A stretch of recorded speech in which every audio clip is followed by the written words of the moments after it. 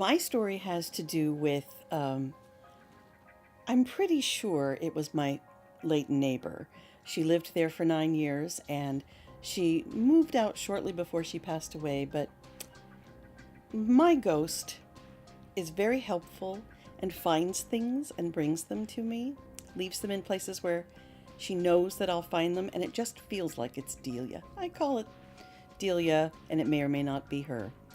Um, Several different times I found items in my apartment that I thought, how on earth did that get there?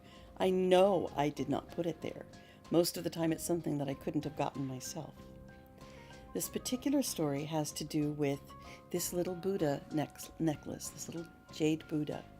It belonged to my mother, and it's one of my most precious possessions. And I had it hanging on a hook behind my desk, just above it. And one day I accidentally knocked it off the hook, and it fell down behind the desk.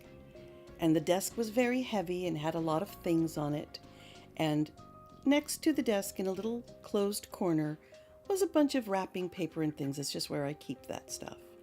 So I couldn't reach down there to get it. And I'm a little injured, so I couldn't get underneath the desk to get it myself either. So I made a note to myself, you don't want to forget that that's there, because someday you might, when you move, someone might be helping you, and you don't want it to accidentally get thrown away with the wrapping paper. So some time went by, and every once in a while I'd think, I should have somebody help me with that. No one else knew it was there. And even if I could have done it in my sleep, I physically could not have moved that desk.